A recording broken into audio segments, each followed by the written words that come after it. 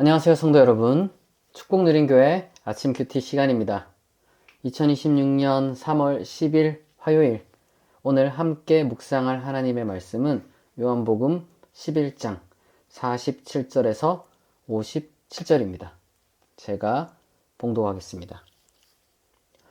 이에 대제사장들과 바리새인들이 공회를 모으고 이르되, 이 사람이 많은 표적을 행하니 우리가 어떻게 하겠느냐? 만일 그를 이대로 두면 모든 사람이 그를 믿을 것이요, 그리고 로마인들이 와서 우리 땅과 민족을 빼앗아 가리라 하니, 그 중의 한 사람, 그 해의 대제사장인 가야바가 그들에게 말하되, 너희가 아무것도 알지 못하는도다. 한 사람이 백성을 위하여 죽어서 온 민족이 망하지 않게 되는 것이 너희에게 유익한 줄을 생각하지 아니하는도다 하였으니, 이 말은 스스로 함이 아니요 그 해의 대제사장이므로 예수께서 그 민족을 위하시고 또 그 민족만 위할 뿐 아니라 흩어진 하나님의 자녀를 모아 하나가 되게 하기 위하여 죽으실 것을 미리 말함이러라. 이날부터는 그들이 예수를 죽이려고 모의하니라.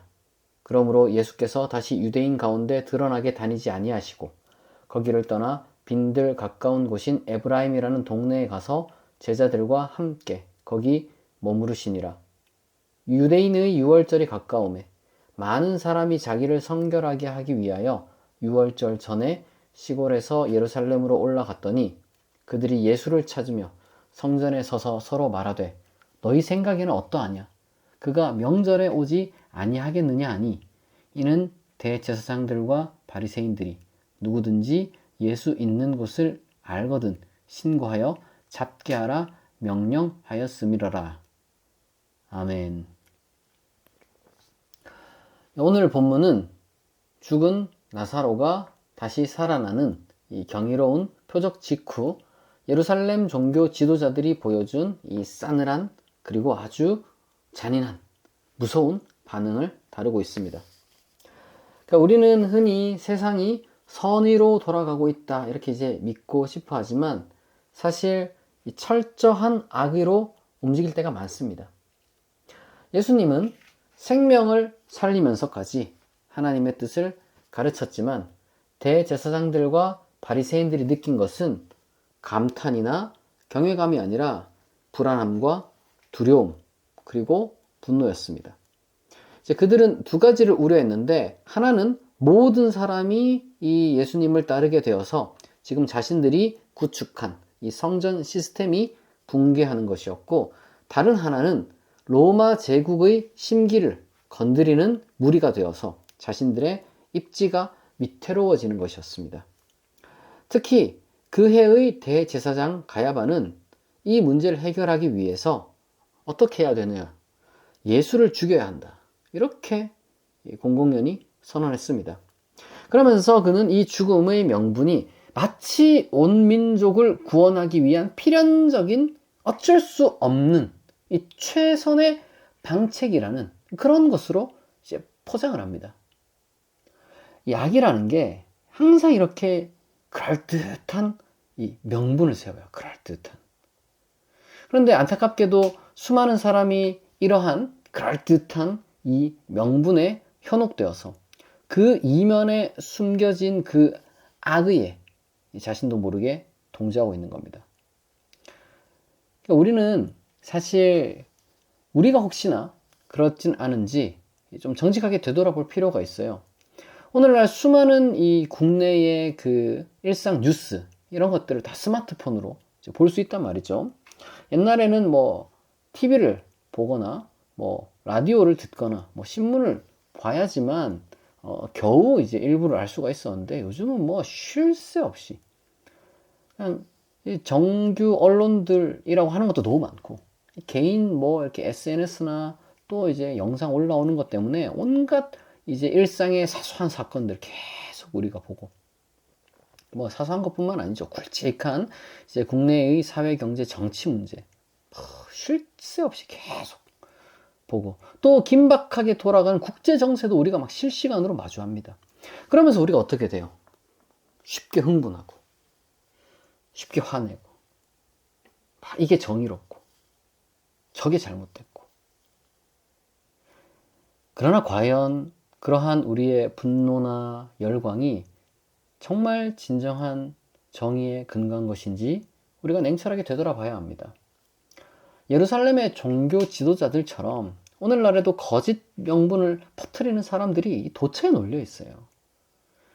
그리고 그 거짓된 명분을 아무런 의심 없이 수용하는 사람은 뭐 훨씬 많죠. 너무 많죠. 제일 큰 문제는 뭐냐면은 그게 거짓이라는 걸 뻔히 알면서도 그 명분 뒤에 숨어서 자기의 이기적인 선택을 정당화하는 사람들도, 가야바 같은 사람들. 성경에는 가야바 한 명인데 우리 사회는 가야바가 너무 많아요. 가득합니다, 우리 주변에.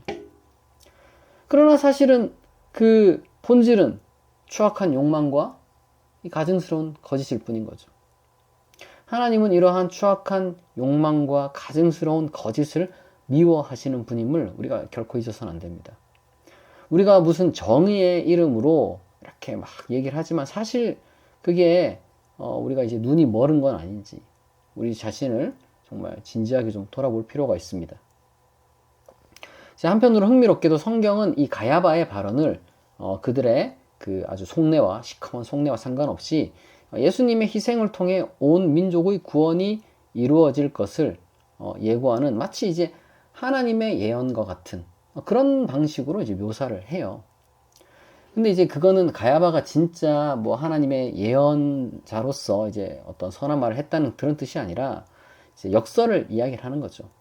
하나님은 이 세계의 악의에 무릎 꿇는 분이 아니라는 거죠. 그리고 이 세계의 그 밀실에서 이루어지는 그 시커먼 그 악의를 모르시는 분이 아니라는 겁니다. 하나님은 이 세상에서 가장 은밀한 곳에서 이루어지는 모든 악의를 다 알고 계시는 분이에요.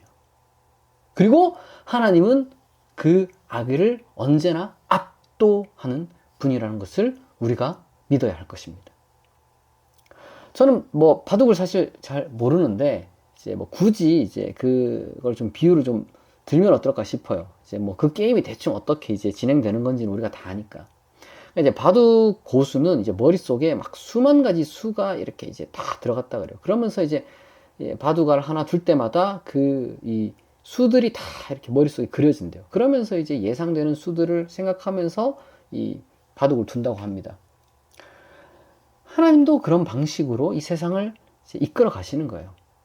이 세상에 하나님보다 지혜로운 악인은 단 한 명도 없습니다. 이 세계의 그 어떤 정치적 계산이나 그 어떤 교활한 악이라 할지라도 하나님의 선의를 이길 수 없습니다. 비록 인간은 자기 자신에게 주어진 자유의지와 능력이 있기 때문에 역사의 많은 부분을 이제 결정합니다. 그러나 하나님은 그 모든 인간의 결정을 품어 안으시고 그 너머로 더 위대한 선을 이루어 내시는 분입니다. 지금까지 요한복음 예수님을 통해서 계속해서 그 과정을 우리한테 보여주는 거죠. 날 때부터 맹인된 사람이 있지만 그의 눈을 뜨게 하고 죽은 나사로가 있지만 그를 다시 살려내시는 하나님이라는 거예요. 예수님은 이미 자기 희생을 각오하신 분이었습니다. 그러나 악한 자들이 설계하는 방식이나 아니면 그들이 원하는 때에 자기 목숨을 내어주지 않으셨어요. 이게 참 중요합니다. 예수님은 악인들의 음모에 무력하게 끌려간 게 아니라 오직 하나님의 뜻을 성취하기 위해 스스로 자기 생명을 내어놓기로 작정하셨다는 거예요. 그러니까 그리스도인이 이거를 본받아야 됩니다. 우리는 우리의 인생과 우리의 생명을 악의에 내맡겨서도 안 됩니다. 거기에 동조하면 안 된다는 얘기예요. 그리고 또 악의에 마냥 희생되도록 우리가 막 무기력하게 이제 우리의 삶을 그냥 방치해서도 안 됩니다. 우리는 오로지 하나님의 거룩한 뜻을 위해 우리의 힘과 시간과 마음과 우리의 삶과 생명을 쏟아야 되는 겁니다.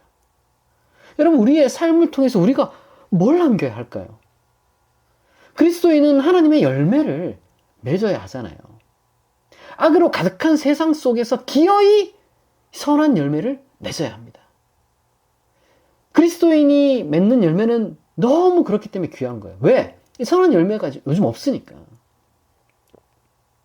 예수님이 그 모범을 보여주셨잖아요. 예수님은 그 선한 열매를 위해 때로는 과감하게 자신을 드러내셨고 때로는 지혜롭게 오늘 본문이 말하는 것처럼 에브라임으로 이제 피하기도 하셨죠. 그러니까 예수님은 한 시간도 허투루 안 쓰신 거예요. 그때그때 이 세상 정세를 늘 정확하게 살피며 하나님의 때를 분별하고 아주 부지런히 움직이셨습니다. 성도 여러분, 세상에 교활한 이 계산이 있고 악의가 정말 이 세계를 위협하고 또 우리를 힘들게 합니다. 그러나 여러분 결코 두려워하지 마세요. 하나님은 그 모든 악의를 다 알고 계시고요. 그 모든 것을 다 선으로 바꾸어 가장 위대한 인간이 예상치 못한 승리를 이루어 내시는 분입니다. 그렇기 때문에 우리가 악의에 무력하게 질 것도 아니고 그리고 또한 악의에 동조할 것이 아니라 예수님처럼 항상 하나님의 뜻에 우리의 모든 관심과 생각을 집중해야 될 것입니다. 오늘 하루 여러분의 삶이 이 세상 흐름에 무기력하게 휩쓸리지 않고 오직 하나님의 때를 분별하며 오늘도 가장 풍성한 선한 열매를 맺는 복된 하루가 되길 진심으로 축복합니다. 우리가 말씀을 생각하며 각자 마음의 소원을 또한 하나님께 아뢰며 약 3분간 함께 기도하겠습니다.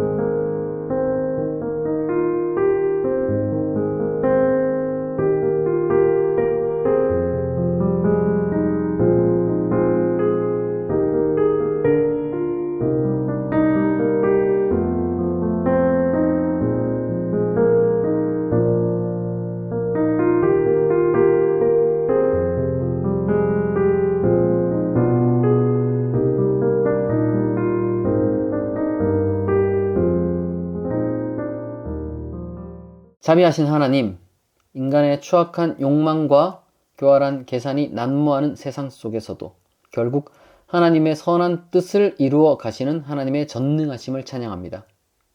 우리가 세상의 거짓 명분에 현혹되지 않게 하시고 정의로 포장된 불의를 분별할 수 있는 영적인 지혜를 우리에게 허락하여 주시옵소서. 가야바처럼 자신의 안위를 위해 진리를 도구로 삼는 어리석음을 범하지 않게 하시고, 비록 세상의 악의가 득세하는 것처럼 보일지라도 그 모든 것을 뛰어넘어 가장 선한 길로 인도하시는 하나님의 섭리만을 온전히 신뢰하며 살아가게 하옵소서. 우리의 소중한 인생을 악한 일에 허비하지 않게 하시고, 예수님께서 에브라임에서 하나님의 때를 준비하셨듯 우리도 일상의 매 순간을 선한 열매를 맺기 위한 거룩한 기회로 삼게 하옵소서. 오늘도 우리의 마음을 어루만지시며 우리의 새 힘을 주시며, 그리고 또한 우리의 기도에 응답하여 주실 줄 믿사오며, 우리를 죄에서 구원하시고 참된 승리를 주시는 예수 그리스도의 이름으로 기도합니다. 아멘. 이것으로 2026년 3월 10일 축복 누린교회 큐티를 마치겠습니다. 내일 아침 6시에 다시 만나겠습니다. 오늘도 좋은 하루 되세요.